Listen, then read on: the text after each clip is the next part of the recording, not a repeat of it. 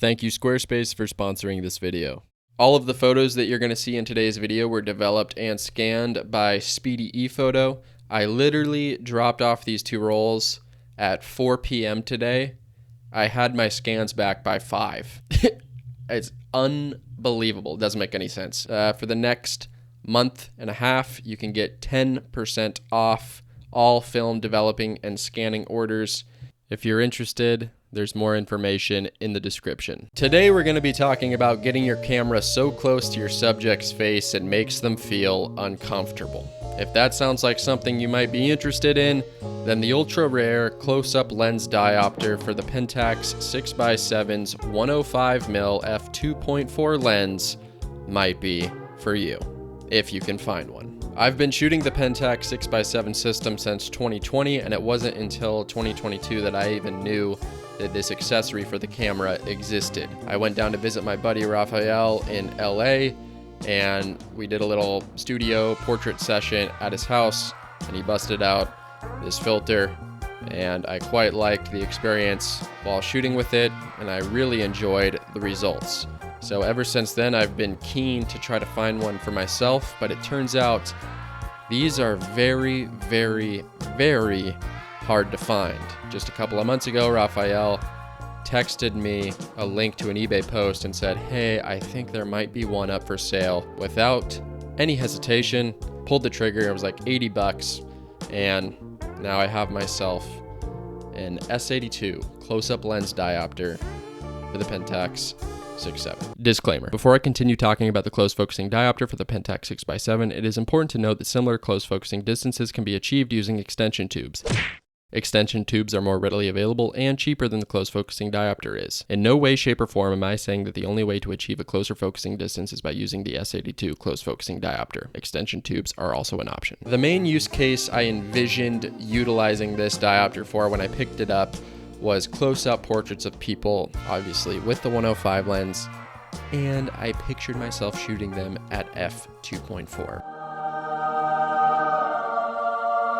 We have all heard myself and every other film photography YouTuber that shoots on the Pentax 6.7 yap about the 105 f2.4 lens, this legendary piece of glass, super fast, unbelievable depth of field. How cool would it be to minimize the focusing distance and get that depth of field even more razor thin so that 98% of the time you can miss focus when shooting at f2.4? It sounds like something that's right up my alley. In today's video, I'm shooting 2 rolls of Portra 400 of Alicia because I was too shy and intimidated to ask anybody else to let me get this close to them with my camera, and she's my girlfriend, so I feel relatively comfortable invading her personal space.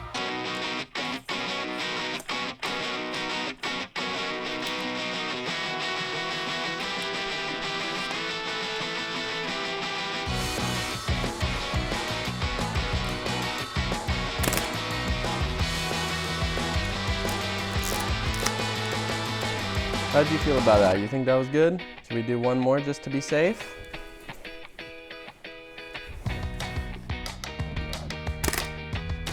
All right, we're not wasting a whole roll on Murph like I've done in the past, so let's move along here.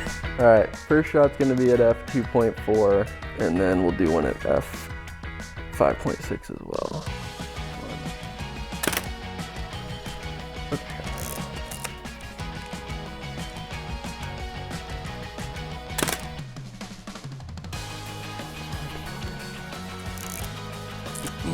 Okay.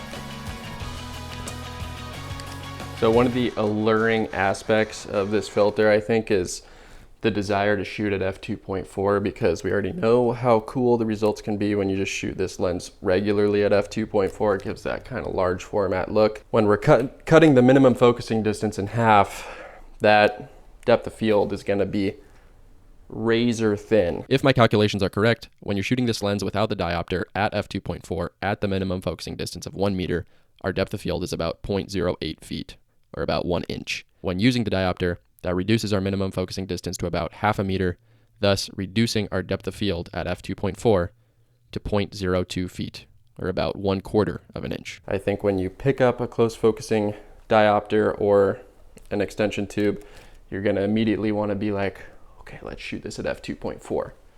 But how hard is it gonna be to nail focus at f2.4? Probably pretty damn hard. So I'll shoot this first one at f2.4, and then we'll shoot the next one at f5.6, give us a little bit of wiggle room, but see if I can get a sharp image at this super shallow depth of field here. 3, 2, 1. Okay. Do that same thing at f5.6 now. 3, 2,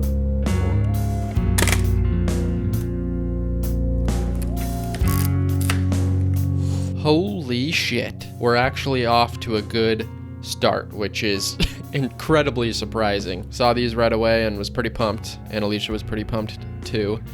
She's always excited to get some more photos of the cat, but this was definitely a good place to start for the rest of the shots that I'd take on these two rolls.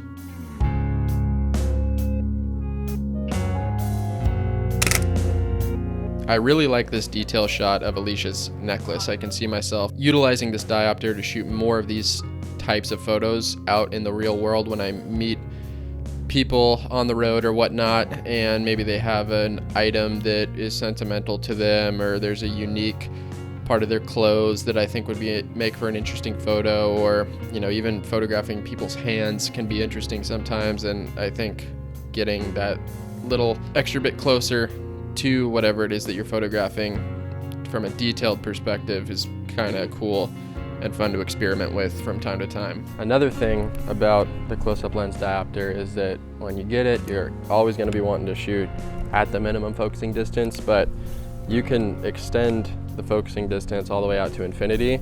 And I can step back. We should take a couple steps that way. Back. And so I'm, still in focus even this far away from Alicia.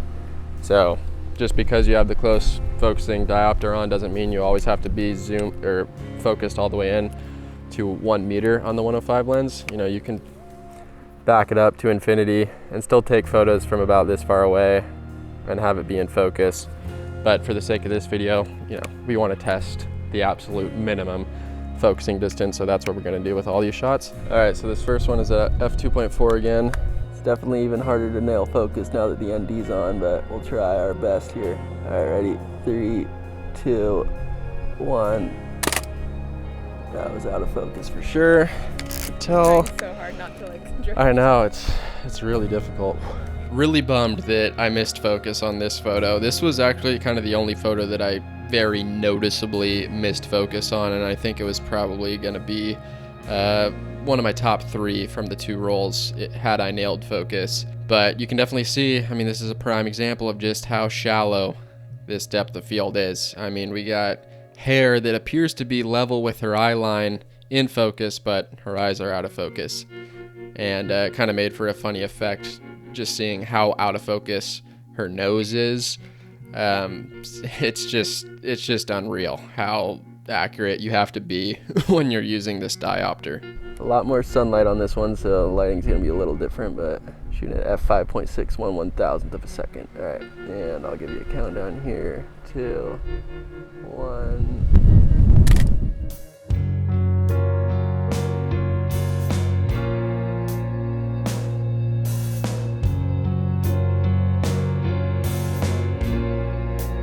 All right, last shot. We're gonna go out with a bang here. f2.4 again. All right, so kind of my strategy is to start away from her and then slowly move in until right when I see her eye in focus, and then I'm gonna try to snap the photo right in that moment. 1/250th, 4 stops of ND, f2.4, 1.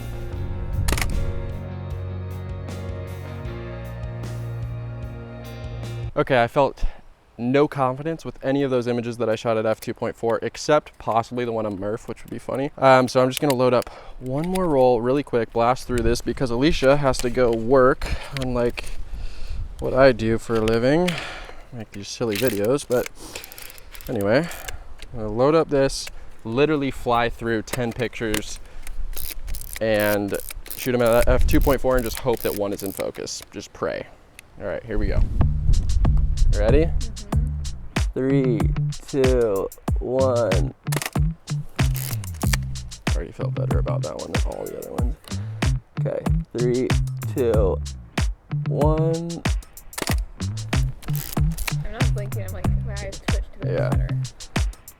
Okay, 3, 2, 1. Ooh, that one might have been good. I'm gonna just do this one of like close up of the flower. I haven't done that yet. Sorry, 3, 2, 1. Okay. Alright, just hold the flower like out like this. Yeah. 3, 2, 1. Okay, a couple more of your face without the flower. 3, 2, 1.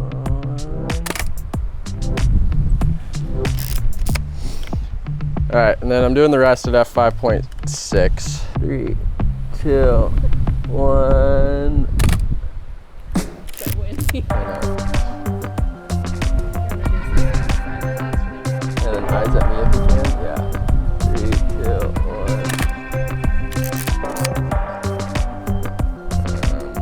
1. Let's do like a straight face.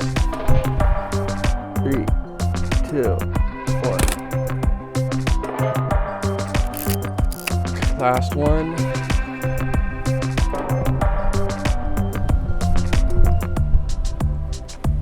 2, 1.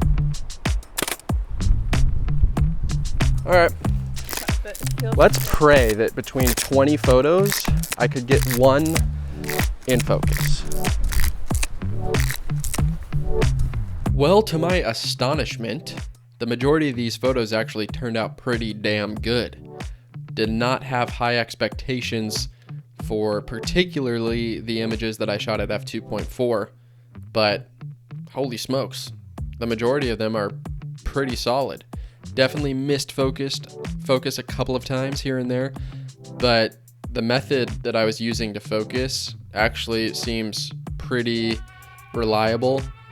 Just kind of starting with the camera slightly outside of the minimum focusing zone and then just moving it in very slowly until you see the subject's eye come into focus, and then I just fire the picture right then and there. When you see the images that were shot at f5.6, you can clearly see the difference, not just in the ability to get your subject in focus, but how sharp the image is. And again, there's certain use cases for both styles of photo. You know, for certain situations it might make sense to deliver that really kind of softer, ethereal f2.4 look, and then in other cases it might be better to, you know, deliver that sharp and tactile, crisp f5.6 look. The image undoubtedly gets much sharper at f5.6. So if you're looking for that level of detail, you're definitely going to want to be shooting with this diopter or any close focusing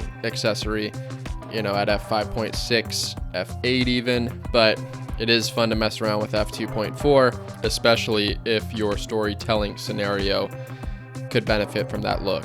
Well, I am pretty jazzed on the photos, and this definitely made me really excited to keep this filter diopter in my filter kit wherever I go, pretty much. You never know when the time might call for a really close-up portrait of a stranger.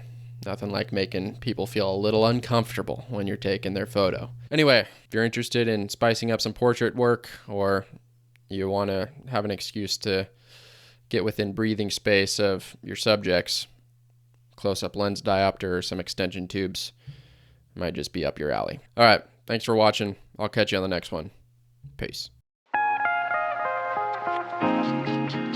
Squarespace is the best in the business when it comes to building a new website. Whether you're a photographer, artist, musician, or starting a new business, Squarespace has all the tools you need to get a professional website up and running. I recently hosted an entire online photography gallery that featured 100 photographers from around the world on my personal website, and that's all thanks to Squarespace. The website building interface is extremely intuitive and absolutely zero coding is necessary. They have a ton of fantastic templates to choose from, and from there you can begin to further customize the look and feel of your site to make it unique to you. On top of that, they have great e-commerce tools that let you keep track of orders, inventory, customers, offer memberships, and more. And with fantastic customer service, you're always in the clear if you ever need help along the way. If you'd like to receive 10% off your first purchase of a website or domain, head over to squarespace.com/Brae or use code Brae at checkout to do so.